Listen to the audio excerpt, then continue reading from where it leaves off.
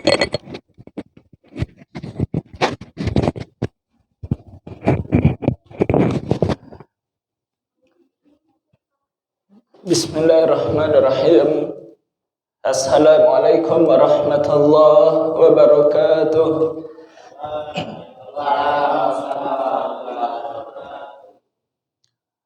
Alhamdulillah.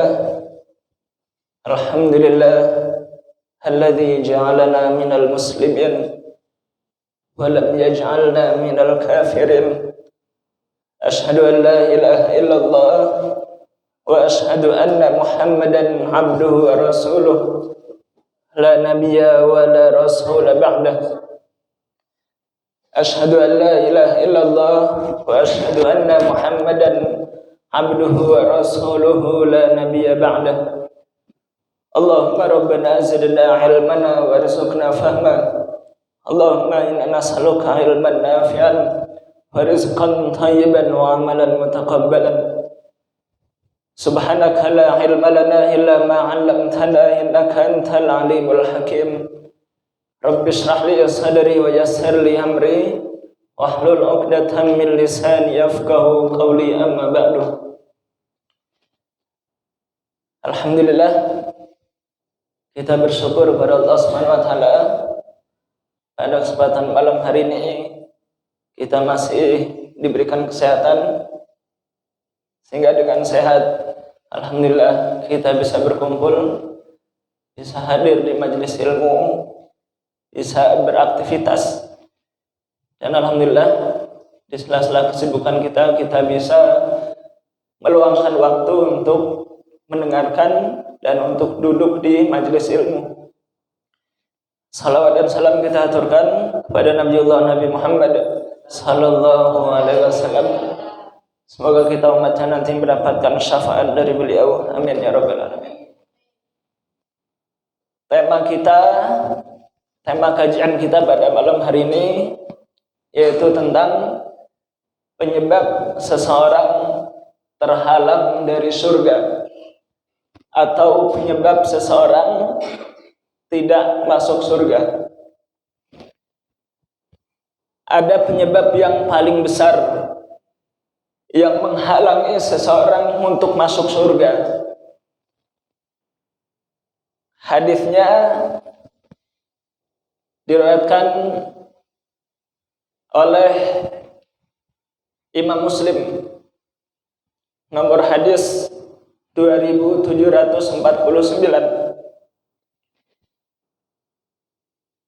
An Abdullah bin Mas'ud anin Nabi sallallahu alaihi wasallam qala la yadkhulul jannah man kana fi qalbihi mithqalu dzarratin min kibr. Qala rajulun innar rajula yuhibbu ay yakuna thawbuhu hasanan wa na'luhu hasanatan. Qala innallaha jamil yuhibbul jamal. Al-kibru batrul haq wa ghamtun nas. Ada sebuah hadisnya dari sahabat Abdullah bin Mas'ud dari Nabi sallallahu alaihi wasallam. Rasulullah sallallahu alaihi wasallam bersabda, tidak akan masuk surga orang yang ada kesombongan seberat biji sawi atau seberat biji dzarrah yang berada di dalam hatinya. Jadi kata Nabi, tidak akan masuk surga orang yang ada kesombongan, walaupun kesombongan itu hanya kecil ya. Di dalam hatinya ada penyakit sombong walaupun kecil. Maka kata Nabi tidak akan masuk surga.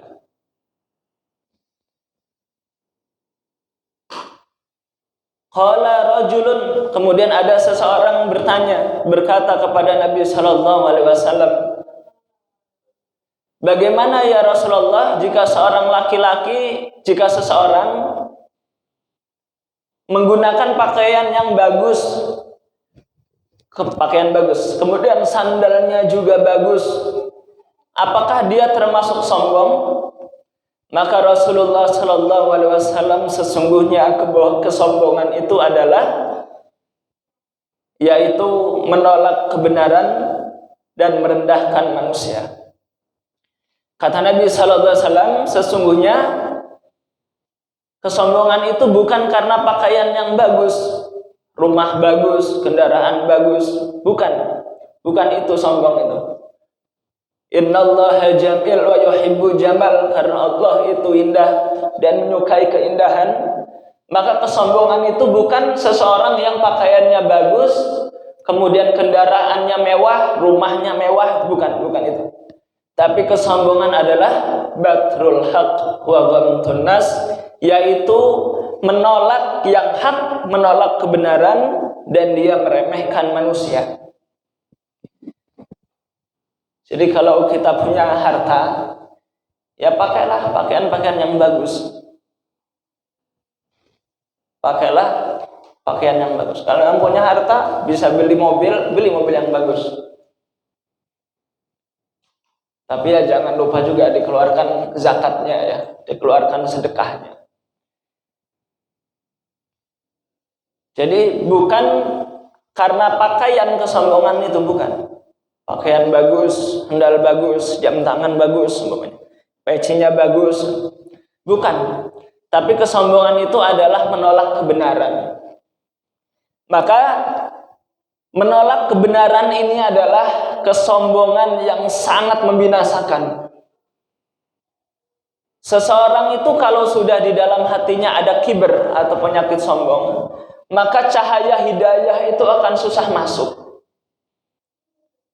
Sebagaimana Abu Jahal, Abu Lahab, sebagaimana Fir'aun, sebagaimana Qarun.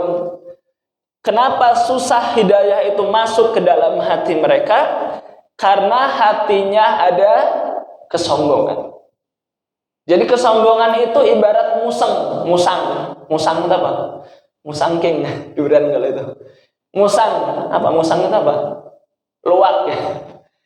Jadi kalau seumpamanya di dalam rumah itu, di dalam tempat ataupun kandang itu ada musang, jangan dimasukkan ayam di dalamnya. Kalau ayamnya dimasukkan, maka habis diterkam musang.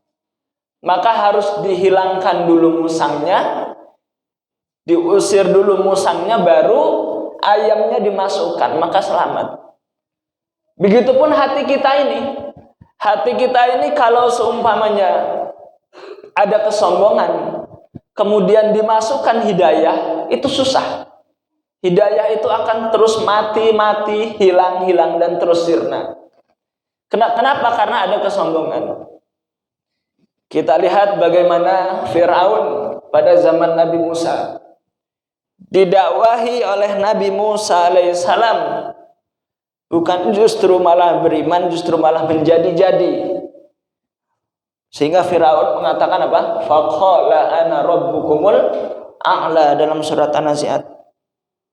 Aku adalah Tuhan kalian yang maha tinggi. Jadi karena saking sombongnya. Dan makhluk yang paling sombong di atas dunia ini adalah Firaun. Jadi kalau kita sombong itu udah didahului Fir'aun. Fir'aun itu manusia yang paling sombong. Dalam riwayat disebutkan ketika Fir'aun itu mengatakan faqala ana rabbukumul a'la, aku adalah Tuhan kalian yang maha tinggi. Iblis itu kaget. Saya iblis yang jahat aja nggak pernah mengaku diri saya sebagai Tuhan. Ini Fir'aun yang manusia biasa mengaku Tuhan. Karena saking kesombongannya yang luar biasa. Maka ketika seorang itu sombong, menolak kebenaran, menolak hidayah, menolak ajaran Islam, menolak din ini, maka dia akan susah. Susah untuk apa? Untuk masuk surga. Maka mereka itu siapa orang yang sombong itu? Orang yang sombong itu adalah orang-orang kafir. Orang-orang kafir yang mereka itu hatinya tertutup dari hidayah Allah Subhanahu wa taala. Tidak mau mendengarkan kebenaran, tidak mau melihat kebenaran. Maka Al-Qur'an menyebutkan summum bukmun umyun fahum la yarji'un. Mereka itu buta, tuli, kemudian bisu. La yarji'un, maka mereka itu tidak akan kembali. Susah untuk kembali ke hidayah Allah Subhanahu wa taala. Biasanya orang sombong itu karena kedudukan. Firaun itu raja, tentaranya kuat, sehingga kesombongan itu biasanya karena kekayaan, sebagaimana Qarun. Kemudian kesombongan itu biasanya karena memang dulu dia memiliki kedudukan, kehormatan. Seperti Abu Lahab, Abu Jahal, itu adalah tokoh-tokoh sekaligus paman Nabi yang di kota Mekah itu dimuliakan, dihormati. Sehingga pada akhirnya karena mereka ini merasa kaya, merasa memiliki kedudukan, merasa memiliki kehormatan, merasa dihormati, maka timbullah penyakit kibr gitu. Sehingga ketika dinasihati manusia, maka dia tidak mau menerima nasihat tersebut. Nah, ini bahaya ya. Maka penyakit sombong ini jangan sampai ada di dalam hati kita. Karena dia menolak kebenaran, kemudian akhirnya wa ghamtun nas, dia meremehkan manusia. Dia itu kan orang miskin, diremehkan. Dia itu kan nggak punya kedudukan. Dia itu kan yatim piatu. Sebagaimana Nabi Muhammad kan ketika berdakwah di kota Mekah, Muhammad itu yatim piatu, nggak punya anak, nggak punya ibu. Nggak punya anak, nggak punya bapak, nggak punya. Ustadz ngetes aja, perhatiin apa enggak? Nggak punya bapak, nggak punya ibu. Anak yatim piatu. Kata paman-pamannya, dia itu ponakan saya, anak kemarin sore. Kenapa kok dia ngajak untuk menyembah Allah Subhanahu wa taala? Sementara kita menyembah berhala ini sudah dari sejak dulu. Nah, ini sombong. Akhirnya diremehkan. Sehingga karena dia sering meremehkan, timbullah dia penghinaan. Nabi Muhammad dikatakan kadzab, pendusta, dikatakan majnun ya, gila, dikatakan sahir, tukang sihir, dan seterusnya. Jadi setelah sombong, meremehkan, ujung-ujungnya menghina. Nah, ini yang sudah tingkat tinggi ya, sampai menghina ini. Sudah menolak aja sudah, itu nggak bagus. Diajak kepada kebenaran nggak mau, itu udah nggak bagus. Ditambah lagi meremehkan, wah itu udah nggak bagus lagi. Dan lebih buruk lagi menghina. Orang nggak beriman kepada Al-Quran itu dosa, ya kan? Dosa kan, nggak beriman kepada Al-Quran itu. Lebih dosa lagi kalau dia menghina Al-Quran. Orang tidak beriman kepada Nabi itu dosa. Dan lebih dosa lagi kalau orang itu menghina Nabi. Kenapa dia menghina? Ya karena tadi diawali dari sombong, meremehkan, kemudian menghina. Maka orang yang seperti ini adalah orang-orang kafir.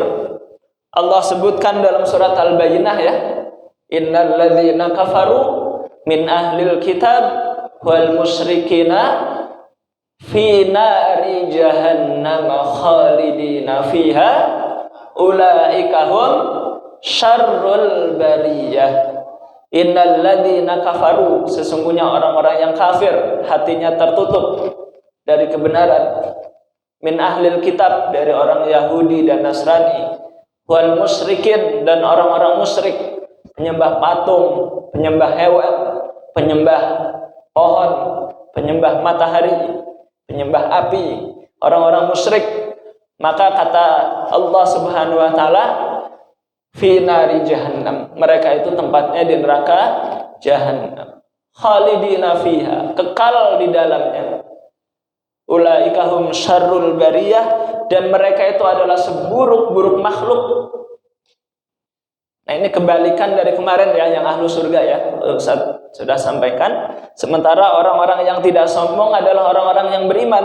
Innal ladzina amanu wa amilus solihati ulaika hum khairul bariyah jazaohum inda rabbihim jannatu adnin tajri min tahtihal anhar khalidina fiha abada radhiyallahu anhum wa radu'an dzalika liman khasyia rabbah.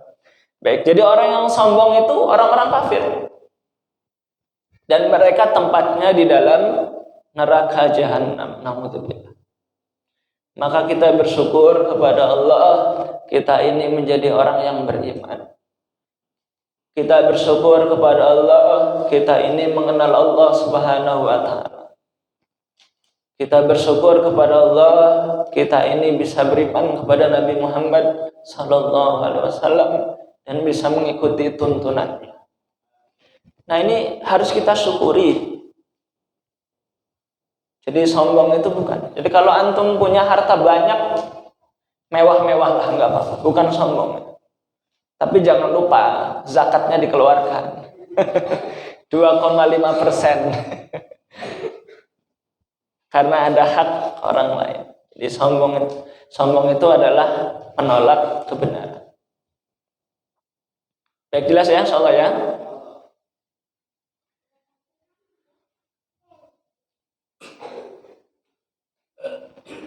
Allah Subhanahu wa taala berfirman di dalam surat Az-Zumar ayat yang ke-72. A'udzu billahi minasyaitonir rajim. Qila dakhulu abwaaba jahannam khalidina fiha. Fabi'sa mathwal mutakabbirin. Kata Allah Subhanahu wa taala, masuklah kalian ke pintu-pintu neraka jahanam itu, sedang kamu kekal di dalamnya, maka neraka jahanam itu adalah seburuk-buruk tempat bagi orang-orang yang menyombongkan diri.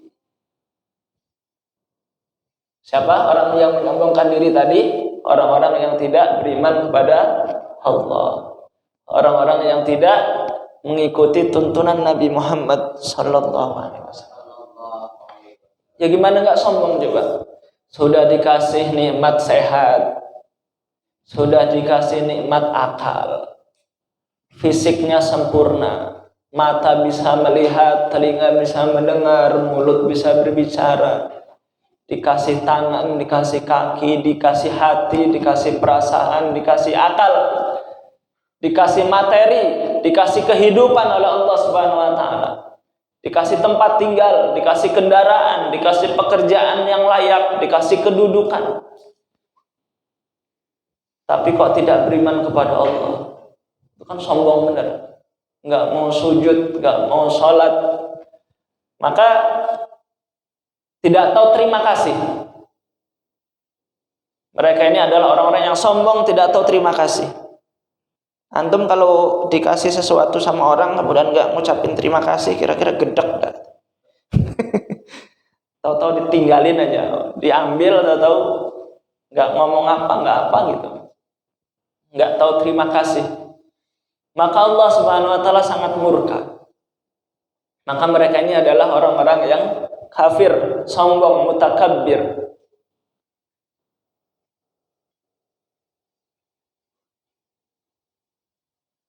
Dan penyakit sombong ini adalah penyakit sebenarnya, penyakit yang diawali oleh makhluk Allah yang bernama iblis, ya. Iblis. Sebagaimana dalam surat Al-Baqarah ya, wa idz qulna lil malaikati isjudu li adama fasajadu illa iblis aba wastakbara wa kana minal kafirin. Jadi iblis itu diperintahkan oleh Allah untuk sujud kepada Adam. Sujud di sini adalah sujud bukan li ta'abbud, bukan untuk menyembah ya, tapi sujud untuk menghormati. Diperintahkan oleh Allah untuk hormat kepada Adam. Tapi iblis tidak mau sujud, tidak mau menghormati Adam. Kenapa? Karena iblis ini merasa paling mulia kan? Khalaqtani min nar wa khalaqtahu min tin. Aku ini diciptakan dari api, sementara Adam diciptakan dari tanah. Jadi, iblis ini menganggap api itu lebih mulia daripada tanah. Padahal tanah sama api itu muliaan mana? Lain tanah. Buktinya?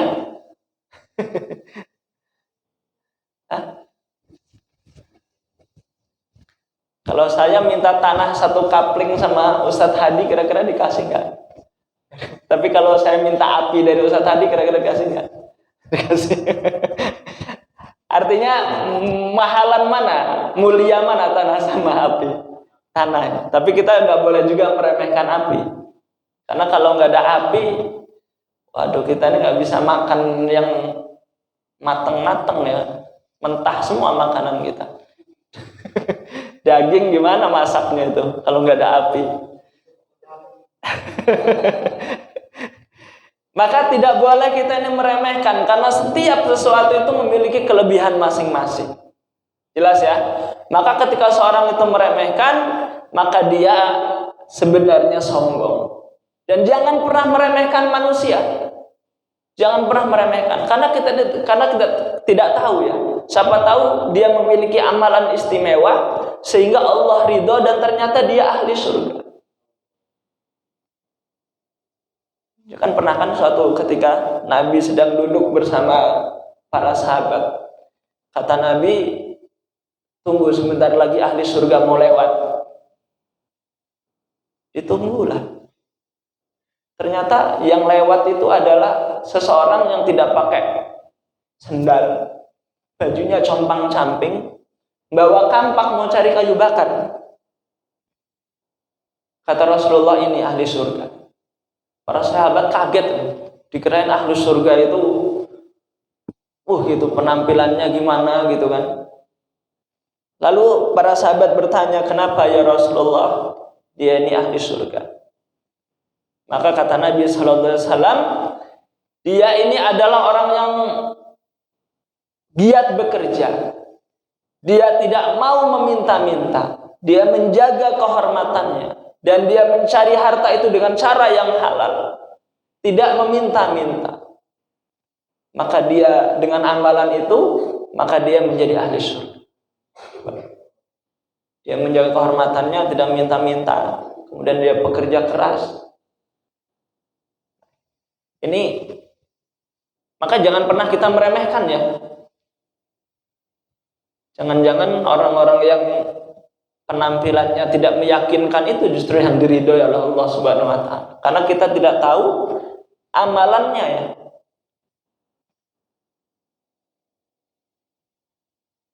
Maka jangan pernah meremehkan manusia. Tidak boleh.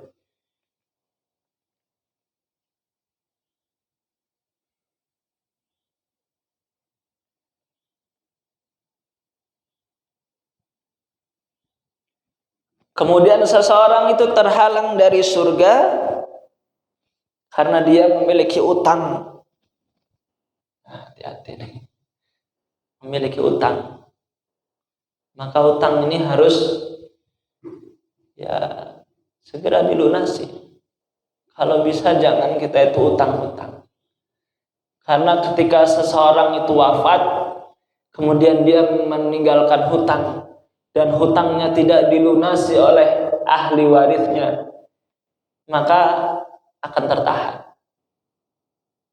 Maka orang-orang dulu itu paling nggak suka dengan hutang.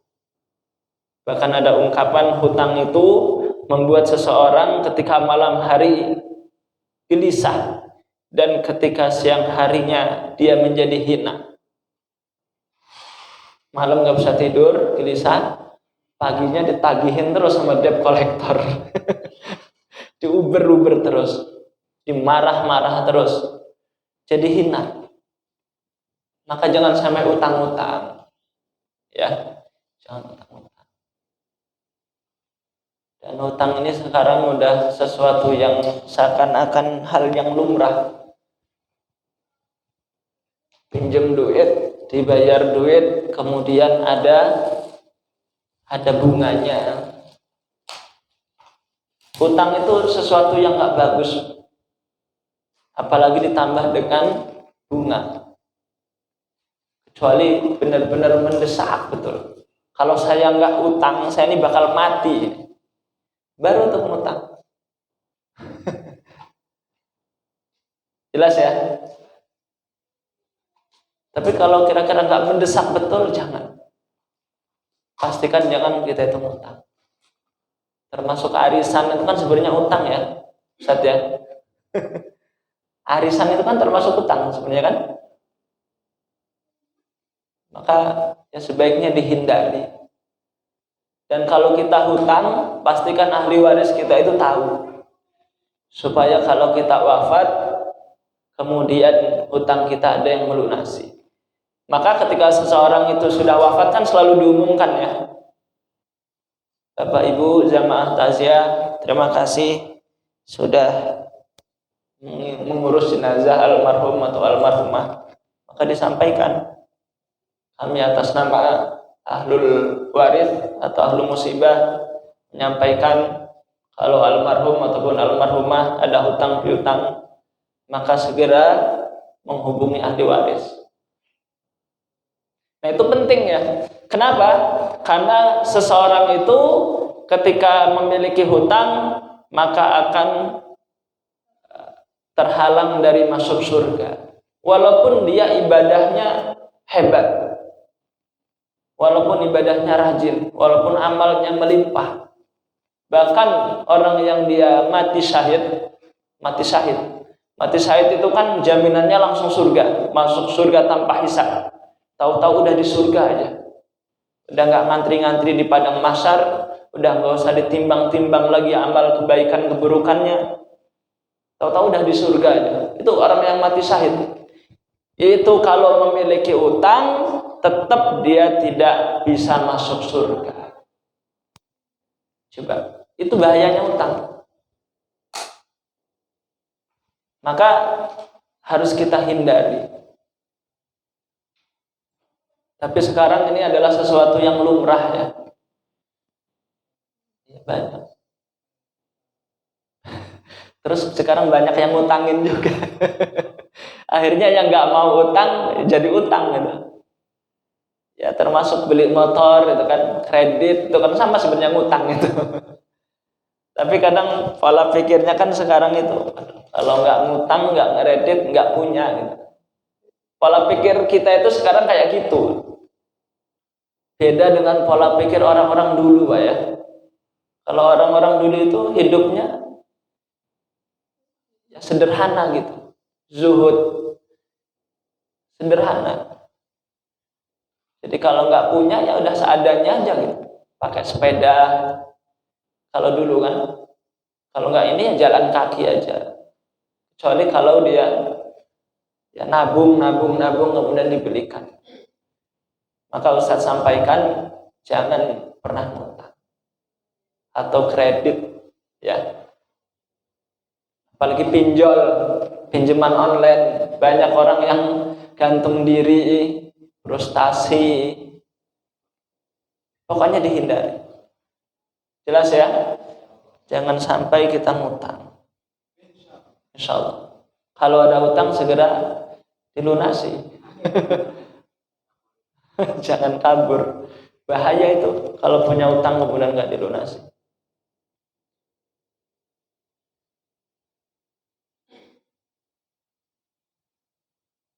Kemudian yang berikutnya adalah memutus tali silaturahim. Jadi kita ini orang yang beriman bersaudara. Innamal mu'minuna ikhwah. Orang yang beriman itu bersaudara. Saudara kita ini karena ada akidah, karena keyakinan sama muslim saudara. Kemudian ada saudara ini karena rahim, ya adik kita, kakak kita, apalagi ya, pokoknya yang ada kekerabatan lah ya, rahim. terutama kakak, adik. Nah ini sebenarnya harus diperhatikan ya. Memutus persaudaraan ini termasuk kata Nabi apa? La yadkhulul jannah. Gimana hadisnya? Tidak masuk surga orang yang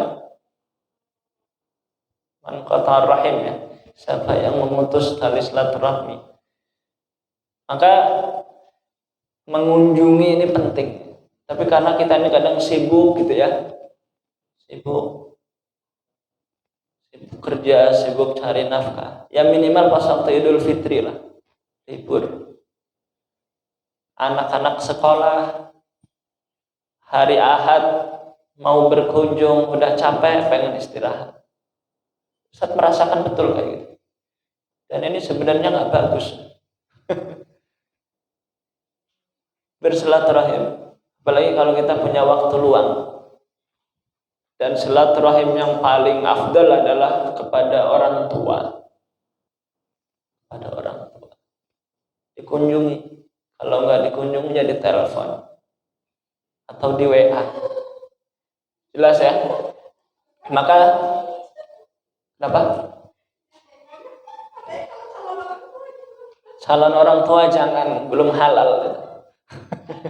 Calon orang tua apa? Calon mertua. Gak ada calon-calon mertua itu. Karena belum tentu jadi mertuanya. Kalau udah nikah, nah baru itu boleh dikunjungi.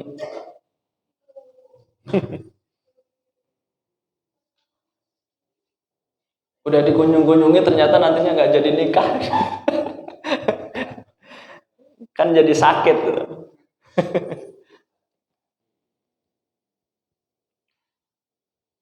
Baik, berikutnya wa qala an-nabiy sallallahu alaihi wasallam thalathatun la yadkhuluna al-jannah al-aqulil walidaini wad-dayyuth wa rajulatun nisa. Nah ini penting. Kata Nabi sallallahu alaihi wasallam ada 3 golongan manusia yang tidak akan masuk surga. Bahkan dia ini mencium baunya surga saja tidak. Siapa mereka?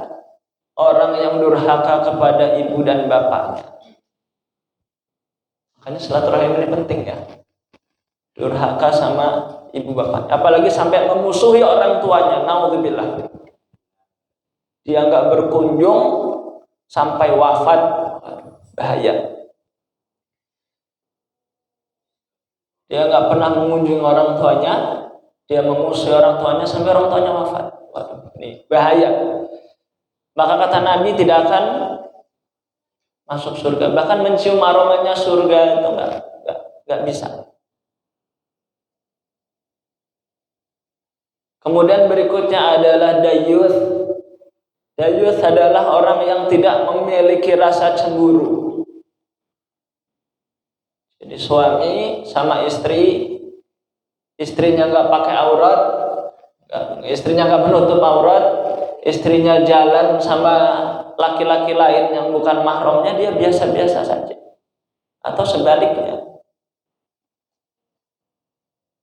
Nah ini nggak masuk surga. Atau orang tua yang anak putrinya tidak menutup aurat. Anak putrinya dibonceng sana, bonceng sini sama laki-laki yang belum menghalalkannya.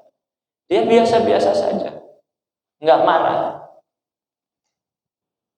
Pak, saya izin ya mau ngajak jalan putri bapak.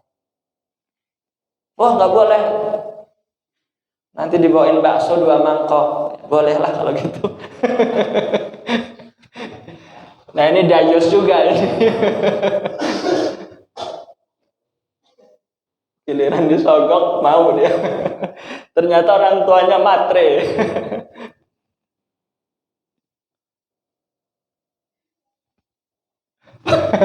Drama apa mah? Bener ini, Ustaz serius. Maka orang yang seperti ini tidak akan mencium aromanya surga. Maka kalau kita punya anak putri, punya anak punya anak gadis, pastikan menutup aurat. Diawasi jangan sampai dia berjalan dengan laki-laki yang belum halal untuknya. Ataupun kita punya anak laki-laki ya, anak laki-laki kita ini kita diam saja gitu. Nah ini bahaya. Wa rajulatun nisa, dan laki-laki yang dia berdandan menyerupai perempuan pakai daster. Nggak boleh. Ini kan perlombaan kita ini kadang aneh-aneh. Sepak bola pakai daster, nggak boleh. Menyerupai perempuan, atau sebaliknya perempuan menyerupai laki-laki. Perempuan nggak pakai jilbab, rambutnya kayak laki-laki, pakai celana levi's kayak celananya Eko gitu.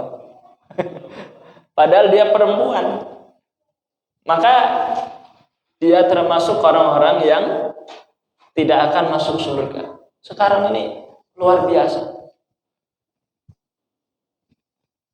banyak sekali godaan.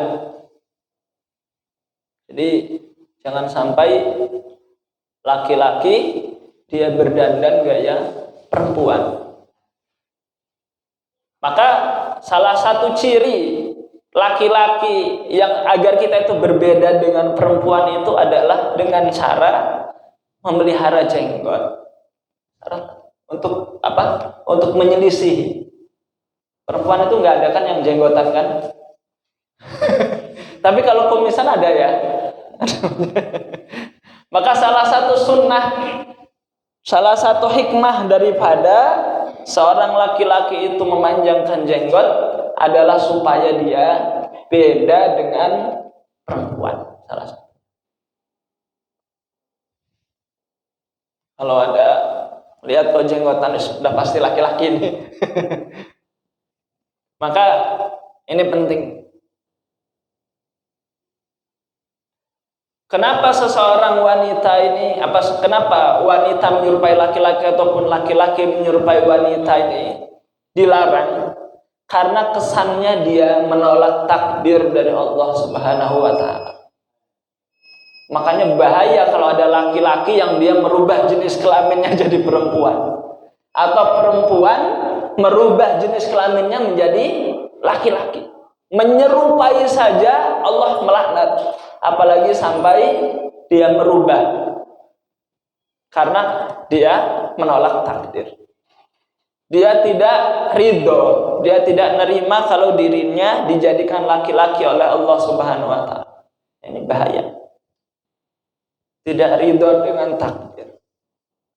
Jelas ya? Cukup, mudah-mudahan bermanfaat ya. Kita berdoa kepada Allah, mudah-mudahan hati kita dibersihkan oleh Allah Subhanahu wa Ta'ala dari penyakit sombong.